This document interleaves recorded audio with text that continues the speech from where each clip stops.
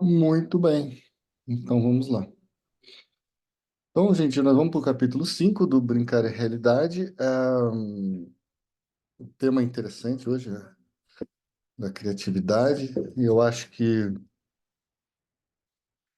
agora vai começar a ficar um pouquinho mais simples, assim, se vocês passaram enfim, por todas as etapas aí até agora, tende a ficar mais de boa. Eu não sei, eu acho que esse livro conversa também bem com o curso da Klein que a gente está fazendo. Não sei o que vocês acham, mas me parece que por ali a gente tem uma série de coisas interessantes. Eu vou fazer o compartilhamento da tela e já passo então a nossa leitura.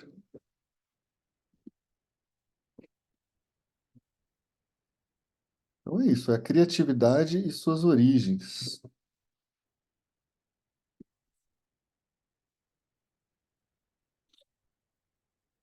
Vamos lá. Eu começo a leitura aqui e a gente vai discutindo, né, na medida em que vocês forem sentindo necessidade de fazer alguma pergunta, alguma colocação, inclusive para enriquecer aí, né, a explicação, porque no final das contas não é exatamente uma explicação, é enfim, um devaneio junto com vocês aí nessa área do brincar compartilhado, tá bem?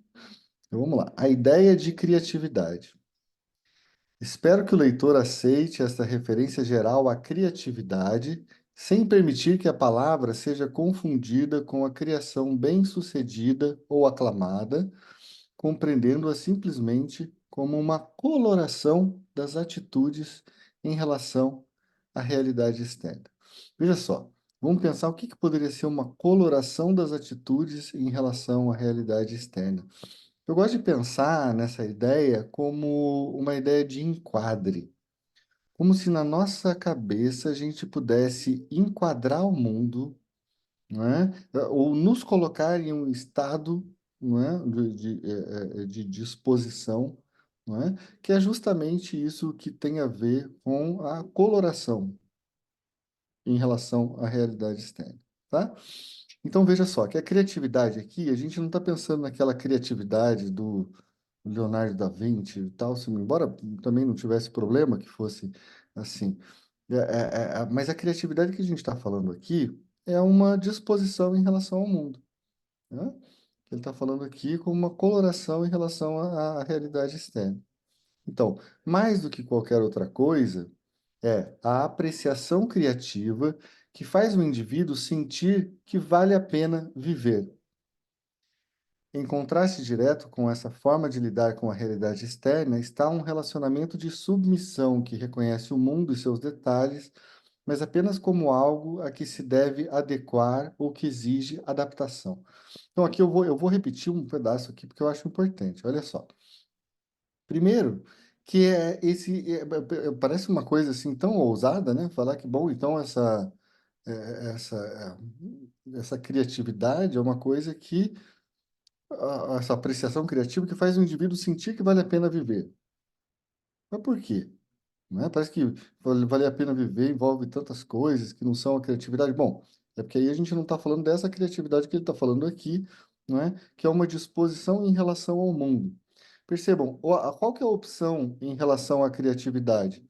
Uai, é um contraste, não é? Que ele está falando aqui, com a forma de lidar com a realidade externa ligada à submissão. Então, quer dizer, com a submissão teria valer a pena viver? Não parece que não, sabe? Não é aquela coisa tipo, olha, que interessante, estou no mundo sendo submisso, não é? Então, quando a gente não está no enquadro do brincar, me parece que, de fato, o Winnicott tem razão. Então, em contraste direto com a forma da apreciação criativa, né? A gente tem essa lida com a realidade externa num relacionamento de submissão que reconhece o mundo e seus detalhes, mas apenas como algo que deve adequar ou que exige adaptação. Entende? Que é aquele mundo ao qual a gente precisa se adaptar ou que a gente precisa mudá-lo, não é? Para que ele se adapte a nós. Hum? A submissão traz, voltando à leitura, a submissão traz ao indivíduo um sentimento de futilidade associado à ideia de que nada importa e de que a vida não é digna de ser vivida. Cruelmente, muitos indivíduos experimentam apenas o suficiente da vida criativa para reconhecer que, na maior parte do tempo, vivem de maneira não criativa, como se estivessem presos na criatividade de outra pessoa ou de uma máquina. Hum?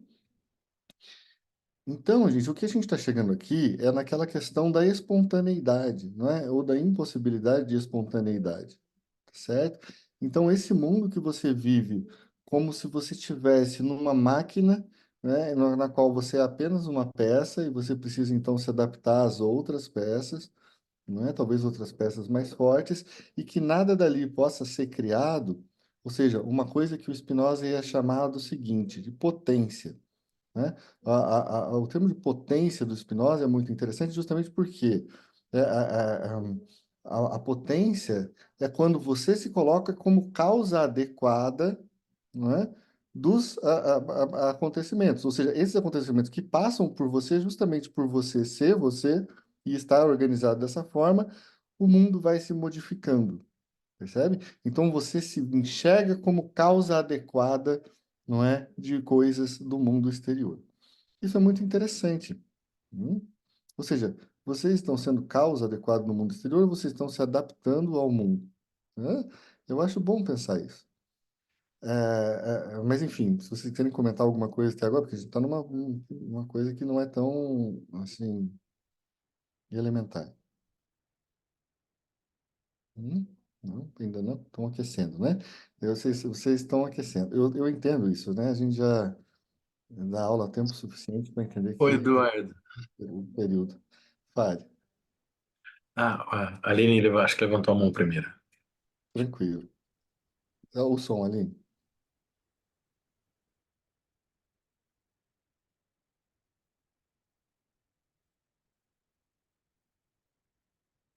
Não.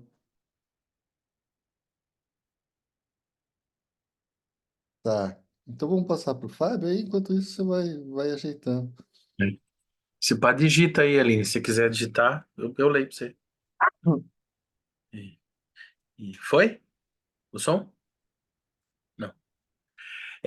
Não, é que você tá falando da espontaneidade, e aí que eu tava. Aí que caiu a ficha.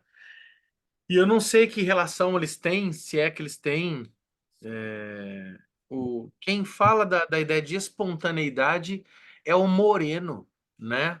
Do Aham. psicodrama. O Moreno é leitor do Winnicott. O Winnicott é leitor do Moreno ou é só uma feliz confluência? Você tem Não sei, notícia fala. disso? Eu também não. Sei Vou se atrás diz. para descobrir.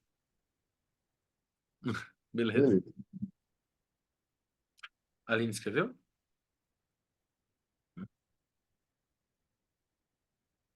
Tá. Vamos seguir aqui e a gente, em algum momento, vai voltar várias vezes a essa ideia. Então, em termos psiquiátricos, essa segunda forma de viver no mundo é reconhecida como doença. De uma maneira ou de outra, nossa teoria supõe a crença de que viver criativamente é um estado saudável e de que a submissão é uma base doentia para a vida. Não há dúvida de que a atitude geral de nossa sociedade e o ambiente filosófico de nosso momento histórico contribuem para esse ponto de vista, assim como para o ponto de vista presente neste livro e no qual acreditamos. Em outro momento ou lugar, talvez tivéssemos outra visão. E aí, gente, eu até chamaria a atenção de vocês para o seguinte: nós que vivemos num mundo de imagens, né? Alguns de vocês estiveram ontem lá no evento do Eribaldo, né? Do Eribaldo, que trouxe uma série de coisas interessantes. E aí a gente pode pensar se esse mundo, não é, no qual você então aparentemente tem uma certa liberdade de ser, mas é uma liberdade de ser assim do ponto de vista do neoliberalismo, ou seja, você pode escolher qualquer coisa, você pode se tornar qualquer coisa. É uma coisa assim que obviamente a gente sabe que é é uma falácia, mas a ideia, justamente, que está por trás, não é, dessa questão do neoliberalismo é que você, bom, enquanto empresário de si mesmo, pode, então, se transformar no que quiser. Mas esse no que quiser, ele tem um certo problema, porque ele está baseado nos ditames,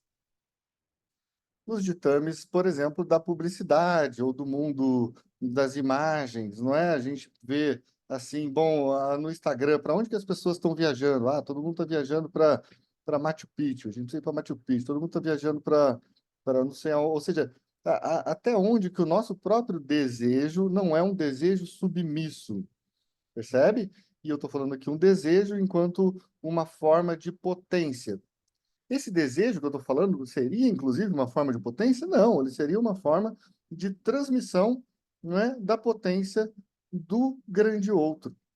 Para a gente falar com um termo bem lacaniano, sem nenhum problema. E veja só, pensem aqui, se a nossa vontade é uma vontade, então, que vem desses ideais que a gente constrói a partir das construções, das estruturações pensadas por outros, né? Pensado pelas companhias, pensado pelos escritórios de publicidade, não é?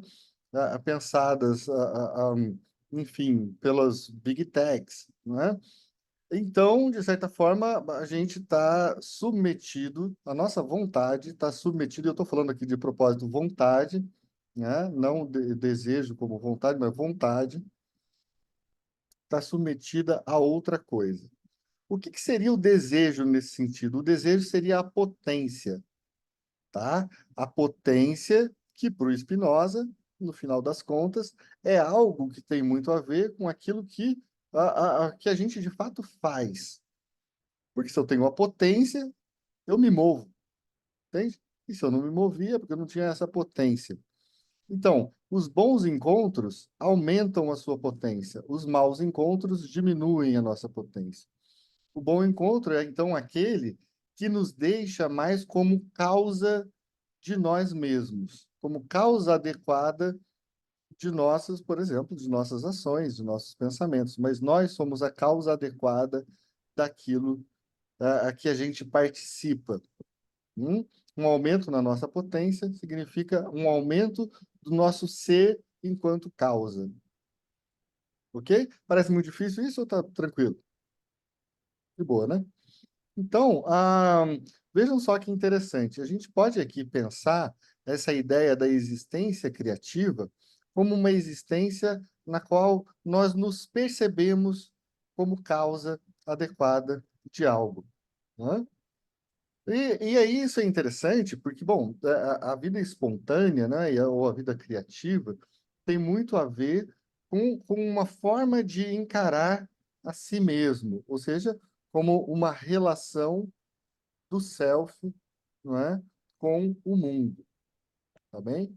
Então, eu não sei como é que isso os atravessa, não é? Mas a gente vai continuar a leitura e parece que vai ficar tudo mais claro. Mas veja, aqui é importantíssimo, aqui é uma base filosófica, inclusive, porque ah, ah, vejam como que isso tem uma importância eh, estruturante no nosso pensamento clínico, não é? Porque no final das contas, o que se espera, por exemplo, de um paciente é que ele consiga se conseguir chegar a ver-se enquanto causa adequada de sua vida, percebe? Isso não é uma coisa assim que parece muito Hare Krishna, não, né? Eu acho que tá de boas, assim, entende? Porque entende que às vezes a gente fica falando assim, de repente aí o mestre do Kung Fu falou, bororó, entende? Mas eu acho que não, tem uma assim, todo um substrato filosófico aqui, e eu acho importante, porque parece assim muito ousado, né? Você fala assim, bom, isso aqui é uma sensação de que não vale a pena viver. Bom, mas e se alguém falar que vale a pena viver como escravo? É que daí não vai ser viver, vai ser você funcionar como uma peça numa maquinaria. E eu queria passar dois termos para vocês, que eu acho muito interessantes. Normalmente a gente usa esse termo de sujeito, na psicanálise, né, como algo muito interessante, muito importante. A gente tem que pensar que o sujeito ele tem uma outra, ele tem um outro lado. O sujeito é aquele que está sujeito ao outro, né? Então, de certa forma, a sujeição, não é? Não é uma coisa assim tão positiva, me parece, nesse ponto de vista, certo? E por outro lado, então assim, e por outro lado você tem a servidão, né?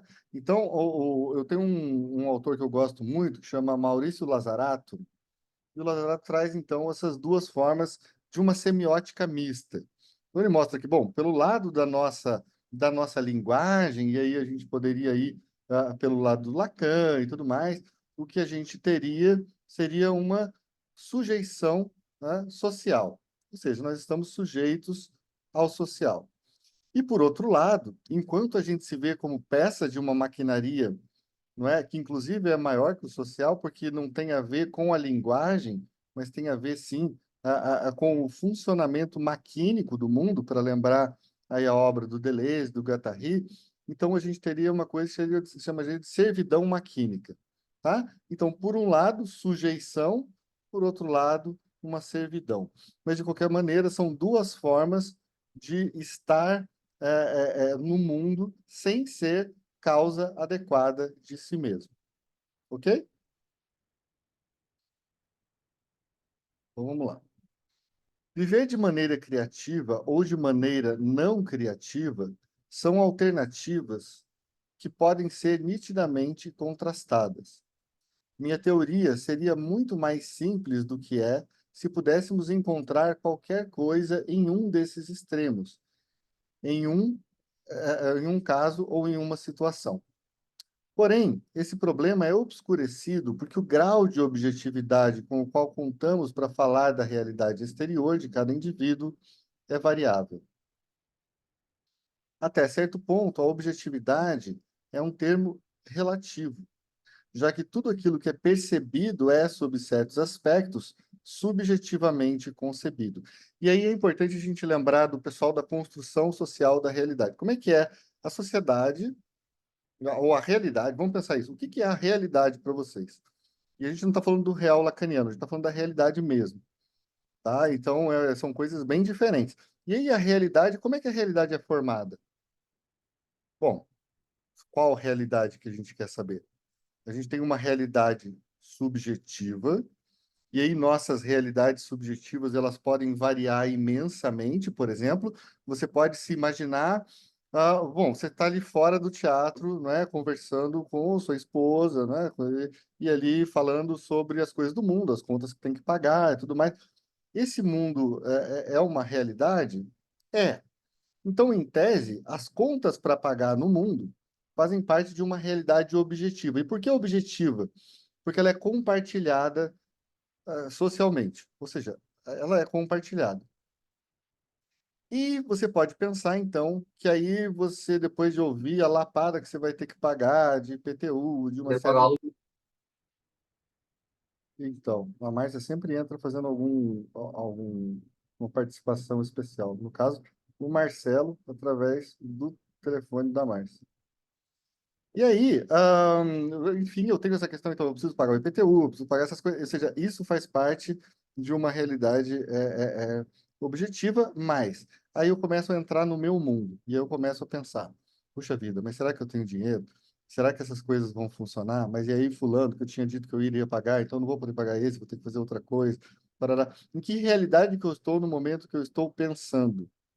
Eu estou numa realidade subjetiva, tá? Agora, a realidade objetiva é sempre a mesma? Não. Observe. Você entrou no teatro, começou a peça.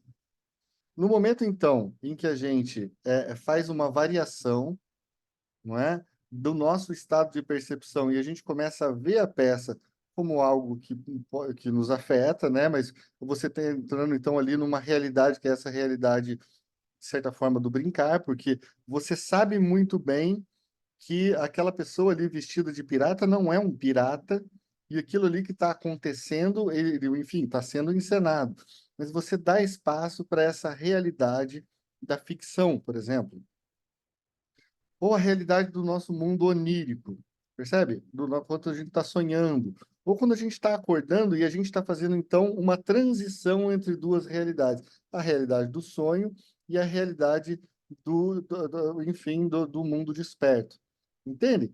Então, quando a gente está falando de uma realidade, no final das contas, a gente está falando de várias, não é? De várias possibilidades de realidade. Enquanto você está no sonho, você fica se questionando sobre a realidade do sonho? Não, porque aquilo ali naquele momento era uma realidade, na maneira como você percebia, entende? Bom, e a nossa fantasia? Tem o que de realidade? Bom, tem muito, inclusive o que a gente poderia chamar de realidade psíquica, né? Que é um termo muito caro aí ao Freud, enfim, a qualquer psicanalista. A realidade psíquica, não é? É algo, então, que estrutura o nosso pensamento clínico. Por quê? Porque para nós importa muito mais a realidade psíquica do que a realidade objetiva, não é? Dos indivíduos que comparecem aos nossos consultórios. Até aí vai bem, pessoal? Como a gente tem diversas formas de realidade? Tá. Pronto, bom dia. Você falando agora, eu pensei que, por exemplo, a gente sabe que é ficção, né? Você está ali vendo uma peça, vendo um filme, só que a Isso. gente se comove, a gente chora, a gente ri, a gente sofre com aqueles Isso. personagens, né? Isso. E achei muito interessante a sua fala agora, que me veio esse questionamento, né?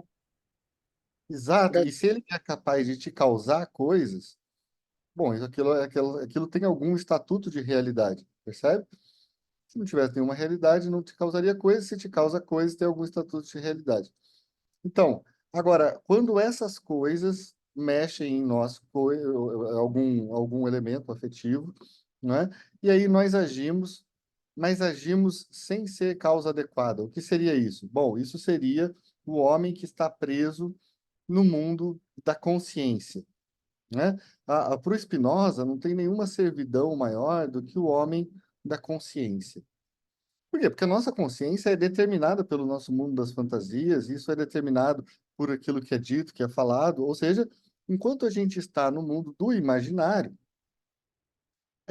que é o mundo da consciência, bom, esse mundo, ele nos leva a uma completa servidão.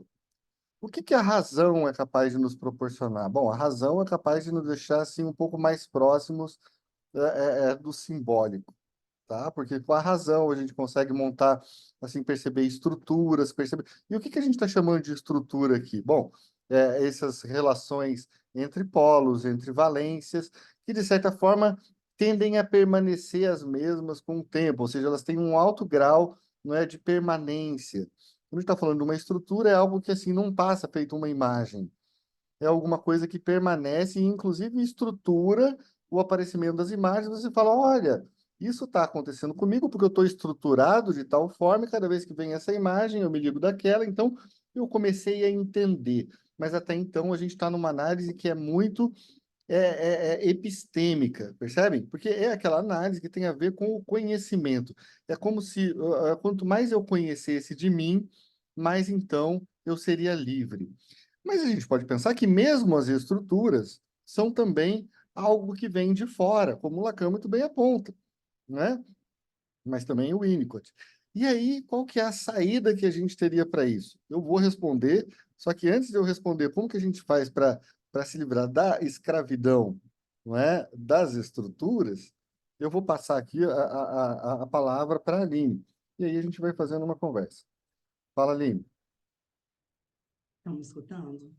Então, Eu estava aqui te escutando, né? Pensei tanta coisa nesse trecho todo, assim. Fui até pegar ali umas anotações minhas de Hegel, né? Dessa questão da consciência de si e para si, né? Desse movimento reflexivo, né? No sentido de refletir sobre si, né? Não da reflexão isso. do espelho. Lembrei também daquele trecho que a gente já leu, quando fala da realidade subjetiva e da realidade objetiva, e quando o sujeito tenta ele pegar a realidade interna, né, na verdade, interna e externa, a Uhum. interna e impor a realidade externa.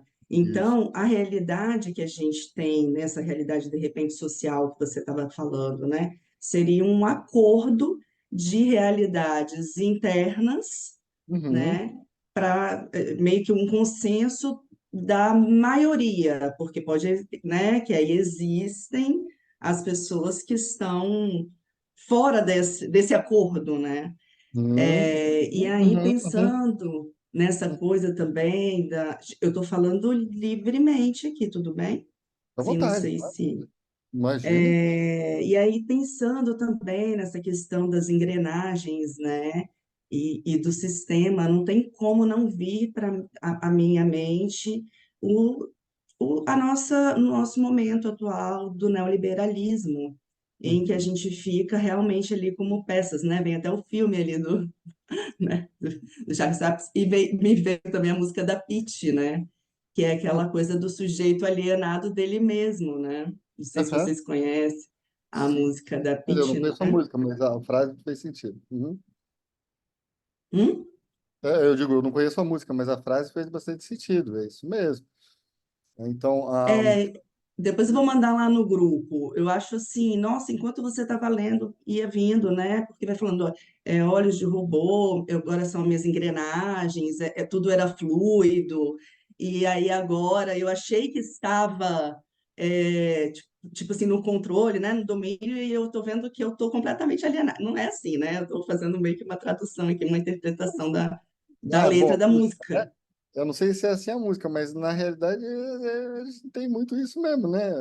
É justamente como é que a gente foi feito, e aí eu vou fazer até uma consideração para dar uma melhorada nisso, assim, que a gente falou até agora. Veja só, a gente tem a possibilidade de viver realidades parciais. Então, por exemplo, Uhum, quando eu falo com vocês assim, bom, isso aqui, porque é assim, porque na psicanálise. Bom, essa realidade parcial da psicanálise é algo que a gente conhece e a gente compartilha e a gente toma como real. Por exemplo, vamos tomar como real a ideia de que existe o inconsciente, tá? A gente toma isso como uma parte da nossa realidade, aliás, melhor do que como real. Então, como uma parte da nossa realidade. Existe inconsciente, sim, porque diversas evidências, ou seja, mas isso é uma realidade que é compartilhada por nós, é uma realidade parcial. Quer dizer que nossos pacientes vão chegar e vão pensar em inconsciente? Muitas vezes não. Às vezes eles chegam lá e falam, não, eu só queria resolver meu problema, não sei se eu separo, se eu não separo, e essas coisas, e bom, e o inconsciente? Bom, sei lá o que é inconsciente, eu não sou psicanalista, eu estou aqui só para resolver meu problema. Então, aí essa realidade não é compartilhada, por quê? Porque a realidade objetiva, embora seja compartilhada, ela pode ser parcial. Então, aquilo que nós compartilhamos entre nós aqui pode não ser compartilhado daqui uma hora quando vocês estiverem fazendo, então, o prato de vocês no self-service, que daí vocês vão encontrar outra pessoa, não é? E vão, então, dividir outra realidade, que é a realidade do mundo do self-service. Percebe? Então, o que eu quero dizer é que, bom, a gente tem, então, realidades compartilhadas que podem ser parciais ou totais. Como é que seria uma realidade total? Bom, aí seria aquilo que a gente chama de cosmologia. A gente chamaria isso de universo simbólico. Ou a gente poderia chamar isso, talvez, de grande outro. Tá bem? Ou seja, o grande outro seria uma realidade, que é compartilhada, não é? É o universo das realidades compartilhadas, né? Que aí guarda algo de totalidade. O nosso sistema cultural guarda algo de totalidade, embora a gente saiba perfeitamente que essa totalidade ela não enfim, não se sustenta, né? Ela é alterada o tempo todo, até por contato com outras cosmologias, percebe? Mas tudo bem. Então, eu só queria falar tudo isso para chegar à consideração de que a maneira como a gente se posta frente a essas realidades, a nossa realidade psíquica, a realidade objetiva, a nossa cosmologia, tudo isso, de acordo com como a gente se coloca, às vezes, como um construtor dessa realidade, a gente se vê, então, como alguém que guarda algo de criativo. Mas essa criatividade não tem a ver necessariamente com a criação de alguma coisa nova, mas talvez também com a percepção de que a autoria do que se faz, não é, passa pela nossa subjetividade. Passa, ou seja, você se coloca como alguém que é, então, autor. Tá bem? E não apenas ator. Vejam só que tem uma coisa assim interessante de pensar isso. Você é ator na sua vida ou você é autor na sua vida? Tem uma certa questão aí, não é? Porque, bom, o ator ele vai seguir um roteiro, que o roteiro vem de quem? Vem do outro, vem do roteirista, né? Agora, o roteirista mesmo, ele é um autor, porque ele está criando. Tá falando de criatividade. Então, pode ser a gente usar essa metáfora para a gente pensar a criatividade como autoria, ao invés de atuação? Ótimo. Então, vamos lá. Embora esse seja justamente o objeto de investigação desse livro, é preciso destacar que, para muitos indivíduos, a realidade externa continua a ser, até certo ponto, um fenômeno subjetivo. Olha que importante isso. Quando aquilo que aparece como uma realidade externa, aparece também como uma realidade interna, porque aquilo se impõe, né? Em casos extremos, o indivíduo alucina, seja em momentos específicos, seja de maneira generalizada. Existem inúmeras expressões para designar esse estado: pirado, não inteiramente presente, sem os pés na terra, sentindo-se irreal, e do ponto de vista psiquiátrico, nos referimos a esses indivíduos como esquizoides. Hum? Sabemos que tais pessoas. Camilo, eu já te passo, eu vou só terminar aqui esse parágrafo, tá bom? Só para ficar a ideia completinha. Sabemos que tais Tranquilo. pessoas. Beleza. Podem ter apreço em suas comunidades e também podem ser felizes. Mas notamos que há certas desvantagens para ela e especificamente para quem vive com elas. A visão subjetiva de mundo dessas pessoas pode levá-las à ilusão ou pode levá-las a aceitar sistemas delirantes em determinadas áreas, embora sejam centradas em outras. Além disso, muitas vezes esses indivíduos têm uma estrutura pouco firme em relação à parceria psicossomática, de modo que lhes falta coordenação. Com frequência, uma deficiência física, como problema de visão ou de audição, tem um papel importante nesse estado, criando um panorama confuso em que não é possível distinguir com clareza entre um estado alucinatório e uma deficiência baseada em uma anormalidade de ordem física. Em casos extremos, a pessoa descrita seria um paciente de hospital psiquiátrico em caráter temporário ou permanente e seria considerada esquizofrênica. Vamos lá, Camila, vamos falar e depois também a gente comenta essa questão aqui dessa patologização que a gente está falando, que a gente está vendo aqui, mas que eu acho que tem toda a importância também. Vamos lá. Oi, tudo bem? Bom Joia? dia para todo mundo. Beleza. Essa questão do sentimento de se sentir real, eu estava passando por isso na minha análise. Eu Uhum. olhar para a realidade e ver que parecia que nada era real para mim. Eu não me sentia na realidade. Parecia que até eu não era real. E eu Aham. vim passando por esse momento de angústia muito grande, Ela sem entender mora o que comigo, estava sai, não sei acontecendo. o quê. E o marido dela falou isso pra mim. E, tipo, ela é muito difícil de conviver porque ela Desculpa, gente. Tem pessoas. Desculpa, Camila, pode continuar. Tranquilo. Daí eu levei isso para minha análise e a gente foi trabalhando, trabalhando, e chegou um certo momento que comecei a sentir, que nem o Winnicott fala aqui, essa vontade de viver, de que a vida vale a pena. Eu estava me Aham. sentindo um ser, sabe? Uhum. Quando eu comecei a ter esse sentimento de ser, esse sentimento de realidade passou. Então, esse Perfeitamente. sentimento. Será que essa questão da criatividade estava empobrecida dentro de mim? No sentido do Winnicott, assim, possivelmente, né? Uhum, O que a gente tem é muitas vezes porque veja, a questão da perda do sentido de realidade, ela acontece de várias possibilidades, né? A gente tem várias formas. A gente pode ter uma perda do sentido de realidade que seja uma coisa assim mais contemplativa. Por exemplo, pode ser num sentido religioso, pode ser num sentido assim de misturar-se com a natureza, não é? Pode ser várias formas de perder o sentido de realidade, mas ela pode ser também uma coisa ligada à perda do sentimento de self. É como se a realidade fosse, enfim, é uma forma de a gente se relacionar com o mundo. Quando não fica muito clara a divisão entre o eu mesmo e o mundo, né? Ou seja, quando a minha realidade interna, a das fantasias, de certa forma, é projetada no mundo, ou que o mundo é introjetado, não é, por nós, sem que seja muito feita essa virada de chave entre o que é a realidade do mundo e a realidade interna nossa, a gente tem um certo sentimento de sonho, não é? Como se a gente estivesse vivendo, então, um grande sonho, né? Normalmente, meus pacientes, eles descrevem isso como se fosse assim, um estado de... como se eu estivesse vivendo numa nuvem, assim, como se eu estivesse sendo uma nuvem, não é? E não tivesse, então, tendo assim, consistência no mundo. O mundo não tem consistência. Bom, o que que dá consistência para o mundo? O que dá consistência para o mundo é isso que a gente chama da realidade objetiva, e é também uma ilusão, só que é uma ilusão compartilhada. Quando a gente cria um símbolo, qualquer símbolo, por exemplo, quando a gente, sei lá, alguém resolveu te chamar de Camila, percebe? Bom, isso foi lá registrado no cartório, então isso foi passado por uma pessoa que trabalhava lá no cartório, ela escreveu num papel, e aí de repente você é a Camila. E aí todo mundo toma isso como uma realidade, mas essa realidade é uma realidade criada, né? Porque você não nasceu com nada no teu DNA escrito Camila. Não. Mas assim, resolveram te nomear assim.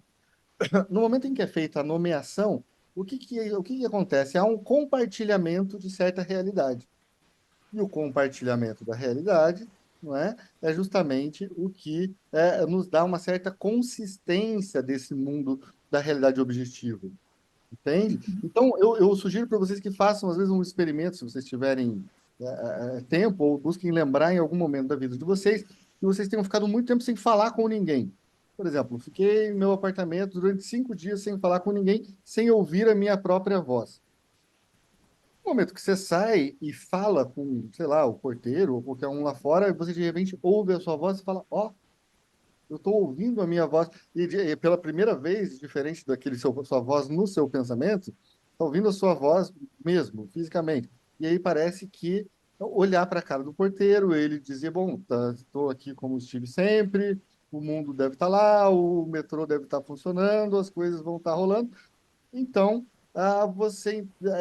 esse sentimento de realidade, porque é compartilhado com o porteiro, por exemplo, te dá mais consistência para o mundo. Muita gente, bom, acorda e aí tá saindo daquele mundo assim meio nebuloso do sonho, mas aí de repente você olha, sei lá, levanta tarde, eu tô vou imaginar uma cena da minha vida, levanta tarde, não sei o quê, eu olho para o rosto, para a expressão da minha esposa. E de repente ela olha para mim com a mesma cara que ela olha toda manhã e parece então que, bom, aquilo ali tem realidade, o mundo está lá fora mesmo, eu voltei, né? Então aquilo me dá a impressão de que a gente continua compartilhando as mesmas coisas. E se ela olha para minha cara com uma cara transtornada, falando tipo assim, nossa, você ontem saiu, bebeu até não lembrar mais, e aí deve ter feito um monte de barbaridade, e aí ela me olha de uma maneira que, bom, talvez eu tenha feito um monte de coisa. E você não sabe. É aquela coisa do esquecimento, né? Que às vezes tem na questão da bebedeira. Pois é, isso coloca em jogo a sua realidade, percebe? Quando a gente vive um luto, a perda de alguém importante, tira de nós um grande referencial, uma pessoa que era muito importante para a nossa manutenção da realidade, e a gente precisa fazer todo um trabalho de reconstrução simbólica da realidade. Ou seja, aquela pessoa, seja aquele pai, aquela mãe, que era uma pessoa muito importante no seu mundo simbólico e que te garantia muito a realidade, ou de repente sumiu. Você vai precisar fazer o quê? Tecer alguma coisa nesse lugar para conseguir criar a outra entidade que sustente o teu mundo simbólico, né? E aí, bom, a gente sabe que em análise muitas vezes você vai fazer o quê? Deslocamentos, né, em relação a isso. Talvez aquela pessoa perdida, bom, vai se tornar uma outra coisa, e isso muda tudo, porque se muda a estrutura, muda também a maneira como a gente observa as imagens e como a gente observa a realidade objetiva, que é uma realidade construída, portanto, é uma ficção. Ficção no sentido de quem faz, no sentido do fazedor, não é? Então, essa realidade ficcional, que é a realidade objetiva, é isso que a gente tem de compartilhado, tá? Essa realidade, quando compartilhada e ela parece como consistente para nós, é porque a gente consegue fazer uma divisão clara entre o que é o nosso mundo interno e o que é o mundo externo, percebe? Então, assim, são divisões que têm muito a ver com a natureza do simbólico, não é? Mas que a gente ainda não sai de uma certa escravidão. Por quê? Porque todo esse mundo ficcional, não é, de certa forma, é também um mundo criado pelo outro, tá? Como é que isso pega para vocês? Muito obrigada, Eduardo. Imagina, Camila. Quando você falou do silêncio, eu lembrei de um retiro que eu fiz de meditação, que eram 10 dias em silêncio. Uhum, E sempre evitando, né, contato físico, contato visual, foi bem interessante, assim, essa volta, né? E bem difícil também, porque aí uhum, fica tudo, é tudo muito intenso, assim. Não só a nossa voz, mas, assim, a falação dos outros, assim. Nossa, é muito complicado. E você vê tudo num outro tempo, né? É como se você tivesse mais slow e todo mundo muito acelerado, quando você volta para o uhum. mundo real. Não é curiosíssimo isso? O mundo real a gente consegue perceber o tanto que ele é fictício quando a gente sai dele.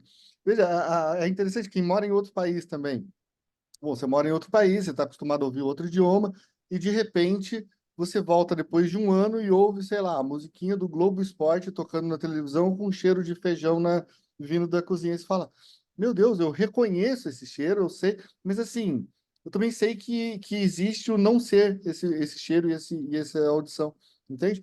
Ou seja, esse som, né? Então, assim, a gente se conforma como real e às vezes a gente toma como único real. Mas Uhum, justamente a ideia de se colocar em suspensão, a ideia de que a realidade objetiva, ela não é a única realidade possível, é algo que nos deixa em estado de criatividade. Porque se a realidade é criada, eu posso ser a causa eficiente da criação de uma outra realidade. Entende? uhum. Eu acho que esse Nossa. pensamento de agora, ele dá uma amarrada. Percebe? Uhum. E aí, quando você também estava fazendo o relato, né, da questão, tipo, a pessoa quando bebe demais e depois, né, olha o semblante do outro, aí eu fiquei pensando, a pessoa fica toda persecutória, né, achando que está tudo ali girando em torno dela, que está tudo, né, Isso. é, e quando você trouxe a questão da perda e do luto, eu fiquei pensando na simbiose, né, da pessoa quando ela está ali em simbiose com o outro, né, de repente ali com essa mãe ou com o pai, quando essa figura, né, vem a falecer, como que fica ali, né, que aí fiquei pensando em luto e melancolia, que não faz o luto, né, porque é como se tipo, fosse a perda do eu, né, Isso. Aí se é, introjeta o outro, né? Se introjeta a parte má do outro, se projeta a parte boa do outro em qualquer coisa que se consiga, não é? Para dar uma Aham, sobrevida para esse outro pelo qual é impossível de viver sem, não é? E então a gente tem, imagina só, o caso da perda para um paciente borderline, por exemplo, a perda efetiva de uma pessoa amada e assim que é imprescindível que vive então numa relação simbiótica. Bom, quando essa pessoa é perdida, é algo desesperador, porque não só você perdeu uma pessoa importante, você morreu. uhum, Você morreu junto. Você morreu junto com aquela relação que te dava um suporte para você constituir de maneira suficientemente potente o seu narcisismo, assim, básico, percebe? Então, acho que assim, se essa pessoa não existe mais, eu também não existo, eu estou fragmentado, entende? Eu sou um pedaço do outro que vive pelo mundo, não é? Eu sou, sei lá, a cauda do lagarto que o lagarto largou pelo mundo, entende? Então, é uma ideia, assim, muito importante, né? A gente tentar entender que outros estados, que não neurótico, porque quando a gente tem um neurótico, a gente imagina que há uma certa integração e uma diferenciação clara do dentro e do fora, né? Então, o problema é quando esse estado simbiótico que você está falando aponta para um estado não neurótico, né? E os estados não neuróticos tendem a ter, então, relacionamentos assim muito diferentes com o que é a realidade objetiva. Por quê? Porque não há uma diferenciação clara do dentro e do fora, eu tá? posso pensar numa cisão do eu? Sim, mas justamente a cisão do eu é o que faz com que a parte criativa desse eu permaneça Uhum. separada e, de certa forma, impotente, enquanto que a parte, assim, simbiótica, ela tome conta pelo pavor que causa a perda desse estado simbiótico, né, quando a gente está falando num estado não neurótico, não é? É claro que a gente tem, assim, algumas simbioses que são mais que são simbioses neuróticas, vamos pensar assim, que é quase que um contrassenso, né? Mas, assim, pessoas que têm, assim, uma dependência muito grande de certos estados afetivos com certos objetos, mas que elas, no fundo, sabem que a mãe é a mãe, ela é ela e tal, mas elas vivem quase como se não desse para viver uma sem a outra. Isso é um estado, assim, entre aspas, simbiótico, mas que, enfim, na análise, o que você precisa justamente apontar é a existência desse outro, né? Esse que está fora, e que por estar fora, é então realmente outro. Veja, às vezes eu até brinco com os meus pacientes, eu falo, olha, então, pois é, mas você percebe que então o seu filho é outro, né? Falo, não, claro que eu sei que é outro. Falo, não, mas outro mesmo, né? Ah, você, claro que é outro mesmo. Não, peraí, mas isso é tudo que você está me falando. Veja só, outro, é outro. Você termina, aí tem outro. Você consegue. Tipo, é só uma brincadeira, mas assim, é uma maneira de chamar a atenção de, cara, você entender, perceber o outro quando sendo o outro, e não uma extensão narcísica tua, é uma coisa que às vezes é muito difícil para pais e filhos, mães e filhas, ou enfim, marido e mulher, entende? Ou seja, a pessoa ela não está ali como um complemento narcísico seu, ela está ali sim como outro, né? É uma coisa que a gente já veio trabalhando bastante. A gente leu o livro dos outros em Lacan, eu acho que foi bem bacana, porque teve assim a gente trabalhou bastante essa ideia de como se forma a ideia do outro, tá? Então, como vocês estão percebendo, gente, eu vou pegando assim, eu vou fazendo vou pegando os meus próprios referenciais, né, para a gente ir trabalhando o livro do Winnicott. Mas pelo que vocês estão percebendo, eu imagino o Winnicott ele trabalha assim de uma forma muito, ele mesmo muito criativa, não é? Ele tenta escrever isso de uma forma autêntica e me parece então que é bacana, né? A gente passar por esse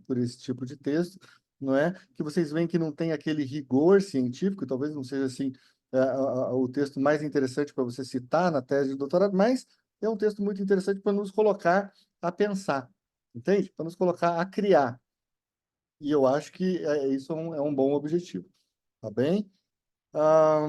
Deixa eu ver aqui essa parte do esquizoide. Pois é, eu vou ler só mais um pouco e a gente já finaliza por hoje. Para nós, é importante que clinicamente não encontremos uma linha definida entre estado saudável e esquizoide, ou mesmo entre saúde e esquizofrenia plena, embora sejamos capazes de reconhecer o fator hereditário da esquizofrenia e estejamos dispostos a enxergar as contribuições feitas em casos específicos pelas deficiências físicas. Duvidamos de qualquer teoria da esquizofrenia que dissocie o sujeito dos problemas da vida comum e do desenvolvimento individual em determinados ambientes. Ou seja, ele está reconhecendo que tem um ambiente que pode ser hereditário, assim como também a gente pode pensar o autismo e tudo mais, mas também tem a ver com a maneira como esse indivíduo vive, não é como ele é no seu meio. Entendemos que o meio possui importância vital, sobretudo no início da vida do indivíduo, e por essa razão dedicamos especial atenção ao estudo de ambientes propícios ao desenvolvimento humano, na medida em que a dependência tem significado. As pessoas podem levar uma vida satisfatória e realizar trabalhos de valor excepcional, ainda que sejam esquizoides ou esquizofrênicas. Essas pessoas podem ser doentes do ponto de vista psiquiátrico devido a um senso de realidade frágil. Para encontrar o equilíbrio, é preciso dizer que existem outras pessoas tão firmemente ancoradas na realidade, objetivamente percebidas, que se tornam doentes no sentido oposto, uma vez que perdem o contato com o mundo subjetivo e com as formas criativas de abordar os fatos. Olha só, gente. Então, enquanto na vida esquizoide talvez transborde o mundo interno para o mundo externo, e aí você tem esse doente porque ele não consegue perceber o mundo lá fora como sendo um mundo outro, no fundo, o mundo lá fora é ele mesmo. Por outro lado, você pode ter uma normopatia, ou seja, uma doença do normal, que é o quê? Você tomar o mundo objetivo como se ele fosse uma realidade, ou tomar a realidade como se ele fosse o real, sabe? Tomar a realidade que é construída como se ela fosse o real fornecido por Deus e que não pode ser alterado. Aquelas pessoas, por exemplo, às vezes muito obsessivas, né, que a gente observa que elas têm uma dificuldade enorme de colocar em dúvida qualquer coisa. tipo, a gente fala assim alguma uma relativização e diz que, por exemplo, bom, talvez cadeira não precisa se chamar cadeira, podia se chamar de outra coisa. E as pessoas, não, cadeira e é cadeira e pronto. Não, tipo, esse é o nome que veio do universo. Ou seja, bom, tá, aí essa pessoa, então, ela sofre de uma intrusão da realidade objetiva que é feita, não é, no seu próprio mundo da fantasia, que fica extremamente empobrecido, não é, porque a fantasia dessa pessoa está totalmente assujeitada, não é, e, portanto, alienada, não é, ao outro, tá bem? Então, é uma forma que eu acho simples da gente pensar, assim, um tipo de assujeitamento que seja, enfim, é muito comum nos nossos dias, não é? Assim, que diminui justamente essa falta da vida criativa. Portanto, o brincar que a gente pensa aqui não é o brincar como quem pensa num raciocínio masturbatório, porque, bom, o raciocínio masturbatório é uma prisão na sua própria fantasia. O brincar que a gente coloca aqui é um pôr-se em jogo no mundo. Como eu falei para vocês, tem algo a ver com a gestualidade, com a medialidade. Eu estou fazendo isso simplesmente porque eu estou fazendo. Não é uma coisa que tem a ver simplesmente com as finalidades, porque as finalidades têm a ver com os símbolos que nos vêm do outro, tem a ver com os símbolos que nos vêm do mundo, tá bem? Então, abro novamente, se alguém quiser fazer alguma consideração, e aí a gente finaliza. Mas eu não sei o que vocês pensam sobre a potência desse pensamento, que me parece muito potente. Assim, para mim ele tem uma importância, né? Assim, eu gosto, eu acho que dá para desenvolver várias coisas, mas eu queria ver como é que isso pega para o mundo de vocês, na realidade subjetiva aí de vocês. Eduardo, você está Oi, me ouvindo? Felipe. Tô. Eu gostaria de fazer duas coisas, uma pontuação, acho que é interessante, que a gente vai ver um pouco no grupo da Klein, na leitura que a gente está fazendo, é que para o Winnicott o brincar em si já é terapêutico, né? Enquanto Isso, que o brincar na Klein é uma técnica a partir do isso, que a gente vai conseguir chegar no terapêutico. Então, o isso, brincar ele não é tão explicitamente terapêutico, ele é um método para chegar ao terapêutico, né?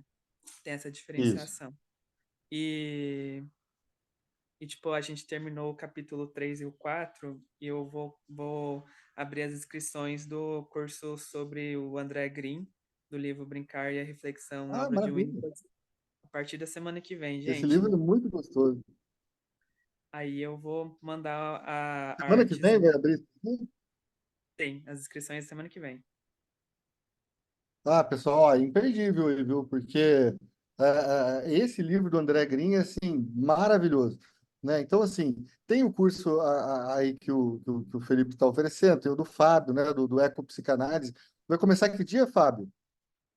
Até quando que vão as inscrições? É, eu acho que abro inscrição entre hoje e amanhã e as inscrições vão. O curso começa quarta-feira que vem, né? Tá. Aí eu preciso ver com a. Como é que é? Com a Camila, né? Que cuida das. Não é essa Camila, né? Outra Camila, Ô, né? Carol, E Carol, isso, que cuida do dos Mar. detalhes lá.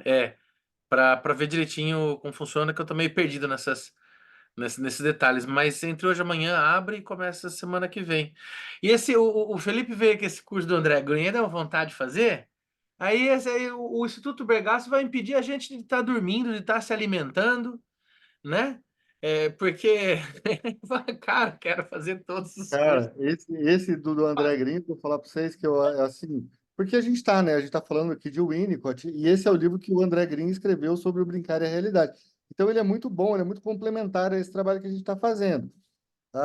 Por isso que aqui eu tô assim, reiterando a ideia de que pode ser uma atividade muito interessante. Eu acho que vocês vão gostar muito do livro. Tá? Mas, de qualquer forma, gente, é isso. Vamos fazer o seguinte. Eu tô com fome, eu preciso comer, então eu gostaria de me render à realidade do meu organismo, né? Subjet... Ah, pode Não, falar. realidade subjetiva só, essa fome aí, não é verdade. É a realidade subjetiva, mas não quer dizer que não seja a realidade, né? A realidade é essa, É a né? sua realidade no momento, né? É a minha realidade, mas eu tenho certeza que essa realidade também é compartilhada com alguém aqui. Comigo. Portanto, perfeitamente. Por vamos isso nessa. que eu almocei já. É sobre isso. Olha, Então, pois vai, boa sorte sua, mas eu vou lá. Pessoal, olha só, eu acho que está indo muito bem, assim, mas é que quem sou eu para achar que está indo muito bem, né? Aí na minha realidade subjetiva. Não, assim, mas a gente tem umas certas sensações, né? E eu não cheguei com vocês à solução de como é que a gente então sairia, do ponto de vista do Spinoza, dessa nossa escravidão, assim, porque se não é pela nossa consciência, se não é pela razão, seria pelo quê? Bom, seria por uma coisa que ele vai chamar de, eu vou colocar só o nome, só para provocar e vocês buscarem saber o que é pela ciência intuitiva, que seria o terceiro gênero do conhecimento, tá? Então não é o conhecimento pela consciência, não é o conhecimento pela razão, é o conhecimento por essa coisa esquisita que ele escreveria como ciência intuitiva em latim, que ele escreveu em latim, e aí a gente vai falar em algum momento sobre isso. Eu, inclusive, convidei o André Martins, que é um winnicottiano, espinosista e tal, para falar no Instituto, e ele topou. Então eu vou trazer ele para a gente falar sobre. Inclusive, eu pedi especificamente para ele falar de ciência intuitiva. Tomara que ele vá por aí, tá bom? Mas acho que vai dar certo. Pessoal, grande abraço para vocês. Fiquem bem e até a próxima aí. Tudo de bom. Valeu.